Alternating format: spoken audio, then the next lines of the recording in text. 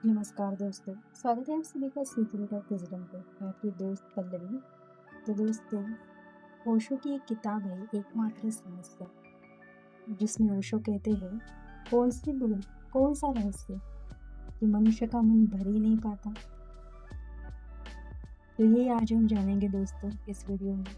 Video अंत तक जरूर देखिएगा। अभी तक चैनल को सब्सक्राइब नहीं किया तो प्लीज़ चैनल को सब्सक्राइब कीजिएगा। जो भी आपके विचार है कमेंट में मुझे ज़रूर बताइए, और वीडियो अच्छा लगे तो प्लीज़ वीडियो को एक लाइक कीजिएगा। तो आइए फिर शुरू करते हैं दोस्तों वीडियो को। तो दोस्तों, ओशो हमें एक कहानी यहाँ सुनाते हैं। वे कहते हैं कि सिकंदर महान की मृत्यु हो गई थी। लाखों लोग नगर के रास्ते पर खड़े उसकी अर्थी की प्रतीक्षा कर रहे थे। अर्थी आई और अर्थी महल से बाहर निकली। वे जो खड़े हुए लोग, लाखों लोग, उन सब के मन में एक ही प्रश्न, उन सब की बात में एक ही प्रश्न और जिज्ञासा पूरे नगर में फैल गई। बड़े आश्चर्य की बात हो गई थी। ऐसा कभी नहीं हुआ था। अर्थियां तो रोज निकलती है, रोज कोई ना कोई मरता है, लेकिन सिकंदर की अर्थी निकली तो जो बात हो गई थी वह बड़ी अजीब। अर्थी के बाहर सिकंदर के दोनों हाथ लटके हुए थे। हाथ तो भीतर होते हैं अर्थी के। क्या कोई भूल हो गई? ये हाथ अर्थी के बाहर लटके हुए थे, लेकिन सिकंदर की अर्थी और भूल हो जाए यह भी संभव न था। और एक दो लोग नहीं, सैकड़ों लोग महल से उस अर्थी को लेकर आए थे। किसी को तो दिखाई पड़ गया हूँ, हाथ बाहर निकले हुए हैं। तो सारा गांव पूछ रहा था कि बाहर हाथ क्यों निकले हैं। तो सांझ होते होते लोगों को पता चला कि सिकंदर ने मरते वक्त कहा था, मेरे हाथ अर्थी के भीतर मत करना, मत रखना। सिकंदर ने चाहा था कि उसके हाथ अर्थी के बाहर रहे, ताकि सारा नगर यह देख ले कि उसके हाथ भी खाली है। तो हाथ तो सभी के खाली होते हैं मरते वक्त, उनके भी, जिनको हम सिकंदर जानते हैं। तो समझे दोस्तों, ओशो हमें क्या कह रहे हैं कि उनके हाथ भी खाली होते हैं, लेकिन सिकंदर को यह ख्याल आया कि उसके हाथ लोग देखें कि जिसने दुनिया जीतनी चाहिए, जिसने अपने हाथ में सब कुछ भर लेना चाहा था, वे हाथ भी खाली है, यह दुनिया देख। सिकंदर को मरे हुए बहुत दिन हो गए थे दोस्तों, लेकिन शायद ही कोई आदमी अब तक देख पाया है कि सिकंदर के हाथ भी खाली है। और हम सब भी छोटे मोटे सिकंदर हैं, और हम सब भी हाथों को भरने लगे हैं। लेकिन आज तक कोई भी जीवन के अंत में क्या भरे हुए हाथों को उपलब्ध कर सका है, या कि हाथ खाली ही रह जाते हैं, या कि हाथ नहीं भर पाते और हमारा सारा भ्रम, सारा श्रम और हमारी सारी शक्ति अपव्यय हो जाती है। तो अधिकतर लोग असफल मरते हैं। यह हो सकता है कि उन्होंने बड़ी सफलताएं पाई हो संसार में, यह हो सकता है कि उन्होंने बहुत यश और धन अर्जित किया हो, लेकिन फिर भी असफल मरते हैं, क्योंकि हाथ खाली होते हैं मरते वक्त। भिखारी ही हाथ नहीं मरते। जो भिखारी होते हैं दोस्तों, वो खाली हाथ नहीं मरते। सम्राट भी खाली हाथ ही मरते हैं। तो फिर सारी जिंदगी का श्रम कहाँ गया? अगर सारे जीवन का श्रम भी संपदा न बन पाया और भीतर एक पूर्णता न ला पाया, तो क्या हम रेत पर महल बनाते रहे, या पानी पर लकीरें खींचते रहे, या सपने देखते रहे और स्वयं गंवाते रहे? क्या है इस दौड़ की सारी निष्फलताएं? क्या है? तो दोस्तों, ओशो हमें ये कहानी के जरिए ये समझाना चाह रहे हैं कि हम अपने आप को एक सिकंदर मानते हैं। हर वक्त हम जो एक राजा भरी, एक सिकंदर भरी जो एक खूबी होती है,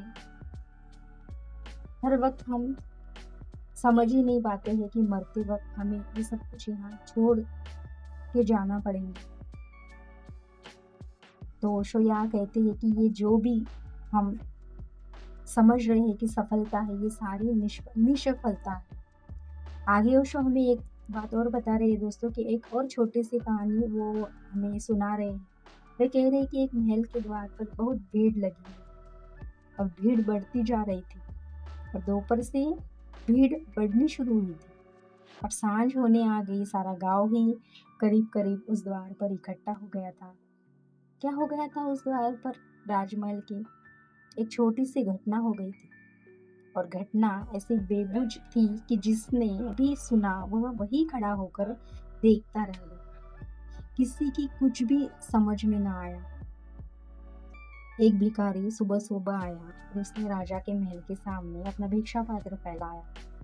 राजा ने कहा कि कुछ दे दो अपने नौकर को। उस भिखारी ने कहा, समझिए दोस्तों, तो वो भिखारी क्या कह रहा है उस राजा से।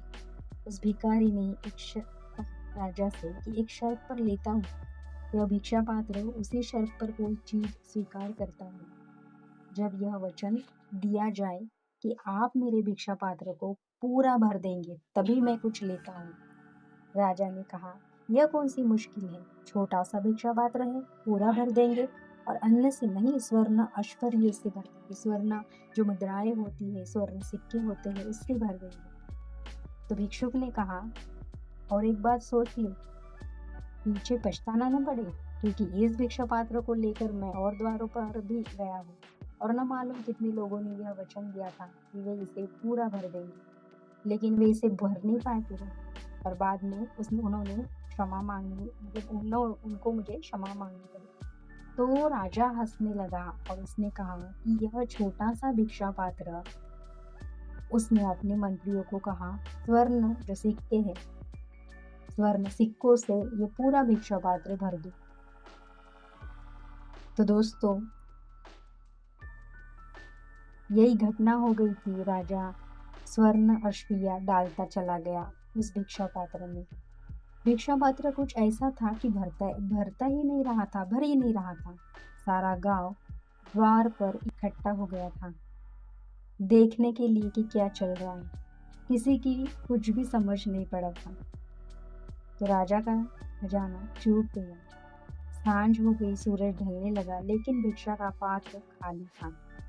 तब तो राजा भी घबराया, गिर पड़ा पैरों पे उस भिक्षु के और बोला, क्या है इस पात्र में रहस्य, इस पात्र का रहस्य क्या है, इसका जादू क्यों भरता नहीं है ये?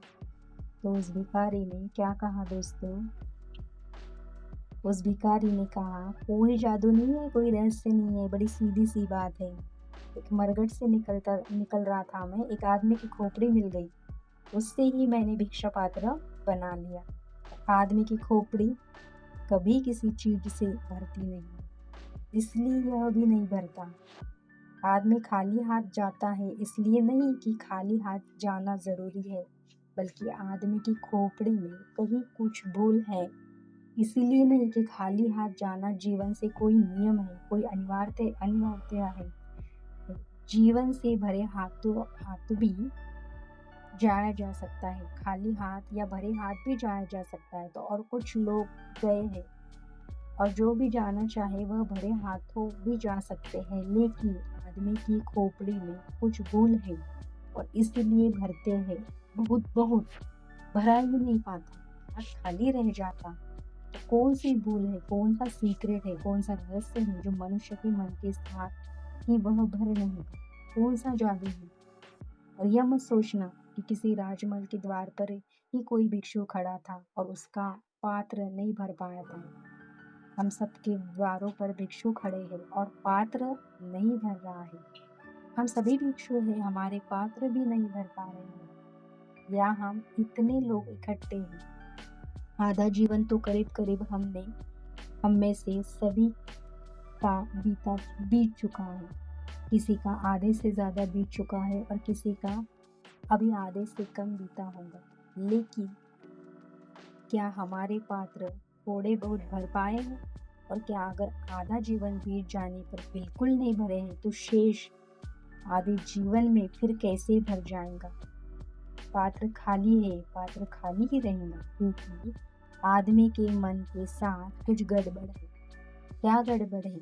उसी संबंध में ओशो हमें बता रहे हैं दोस्तों कि मनुष्य के मन के साथ क्या भूल है, क्या उलझाव, कौन सी पहेली है जो सुलझ नहीं पाती। और इस पहेली को बिना सुलझाए जो जिंदगी में भाग दौड़ करने लग जाता है, वह तो बिल्कुल पागल है। जिसने अपने मन की समस्या को, इस उलझाव को, इस रहस्य को नहीं समझ लिया है, ठीक उसे उसके जीवन की सारी दौड़ व्यर्थ है, निरर्थक है। वो तो बिना समस्या को समझने और समाधान करने को निकल पड़ा। और जिसने समस्या ही न समझी हो, क्या वह समाधान कर सकेगा? वह कहते हैं दोस्तों कि उन्होंने यहाँ पे और एक बात हमसे कही है कि तिब्बत के एक शिक्षक के बाबत बड़ी प्रसिद्धि की बात उन्होंने कही है कि बाद में वो जो शिक्षक था वो फकीर हो गया।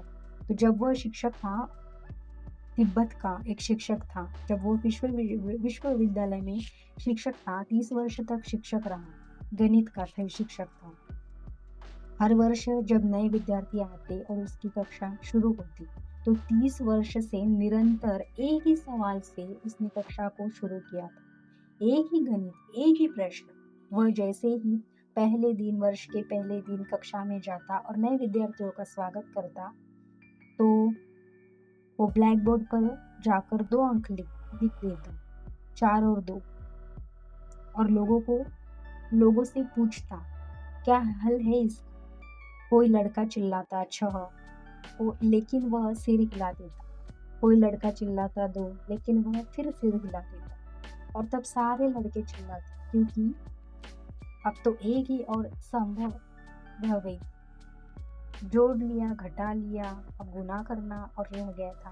तो सारे लड़के चिल्लाते 8, लेकिन वह फिर सिर हिला देता।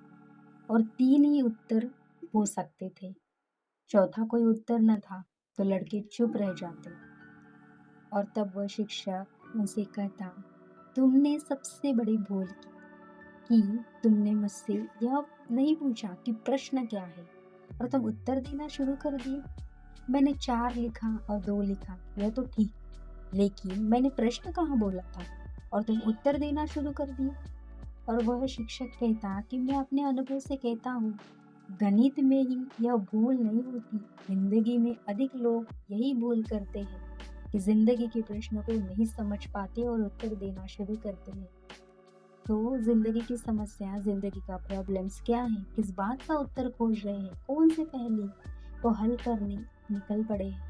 इसके पहले कि कोई पहेली को हल कर पाए, उसे ठीक से जान लेना होगा। प्रश्न क्या है, जिंदगी की समस्या क्या है, जिंदगी हमें क्या सिखा रही है। मनुष्य की समस्या उसका मन है, और मन की समस्या इतना ही उसे भरो न भरना है। मन भर नहीं पाता है, क्या है इसके पीछे, कौन सा गणित है जो हम नहीं समझ पाते हैं और जीवन भर रोते हैं और परेशान होते हैं। कौन सी कुंजी है जो इस जीवन की समस्या को सुलझाए और हल कर देगी। बिना समझे, चाहे हम मंदिरों में प्रार्थनाएं करें, चाहे मस्जिदों में नमाज पढ़े, चाहे आकाश की तरफ हाथ उठाकर परमात्मा से आराधना करें, कुछ भी न होगा, कुछ भी न होगा, क्योंकि जो आदमी अभी अपने मन को ही सुलझाने में समर्थ नहीं हो सका, उसकी प्रार्थना का कोई भी मूल्य नहीं हो सकता। और जो मनुष्य अभी अपने भीतर ही स्पष्ट नहीं हो सका, जीवन की समस्या के प्रति वह जिन मंदिरों में जाए, उसके हाथ ही और भी उपद्रव हो जाए। मंदिर से वह तो शांत होकर नहीं लौटेगा, लेकिन मंदिर की शांति को जरूर खंडित कर आएगा। भीतर जो उलझा हुआ है, वह जो भी करेगा कंफ्यूज माइंड से करेगा, उससे उसके जीवन में और कंफ्यूजन और परेशानी और उलझा बढ़ता है। हम एक पागल आदमी से सलाह लेने नहीं जाते, क्योंकि पागल जो भी सलाह देगा वह और भी उपद्रव हो जाएगी। पागल जो सुलझा उपस्थित करेगा वह और भी पागलपन का हो जाएगा। तो दोस्तों, हमें ओशो ये कहानियों के माध्यम से यही समझाने की कोशिश कर रहे हैं कि हम जिंदगी को बिना समझे ही उसके उत्तर खोजने में लगे हैं, लेकिन हम जिंदगी के प्रश्न को गहराई से समझते हैं तो हम उसके उत्तर भी बहुत जल्द ढूंढ पाएंगे। और दोस्तों, ओशो हमें ये भी कह रहे हैं कि देखो, उत्तर ढूंढना बहुत कठिन नहीं है, प्रश्न समझना बहुत कठिन है। और प्रश्न हम तभी समझ सकते हैं तब जब हम अपने आप से जुड़ेंगे, जब हम ध्यान की उस गहराई में उतरेंगे और अपने अंदर बैठे उस परमात्मा तक पहुंचने की कोशिश करेंगे। तब हम जानेंगे कि आखिरकार हम यहाँ आए हैं, इस जिंदगी का क्या प्रश्न है और क्या है हमारा इस जीवन का उत्तर जो हमें खोजना है। ये हमें ओशो ये कहानियों के माध्यम से समझाने की कोशिश कर रहे थे दोस्तों। तो वीडियो अगर अच्छा लगा तो प्लीज़ वीडियो को लाइक कीजिएगा। जो भी आपके विचार है कमेंट में ज़रूर बताइएगा। आप भी आपके जीवन के प्रश्न को अगर सुलझाना चाहते हो और उसके उत्तर ढूंढना चाहते हो तो अपने आप से जुड़ के ध्यान की गहराई में उतरो, ताकि आपके भी जीवन के जो भी प्रश्न है उसके उत्तर आप बहुत आसानी से ढूंढ पाओगे। तो मिलते हैं अगले वीडियो में, तब तक के लिए बाय बाय।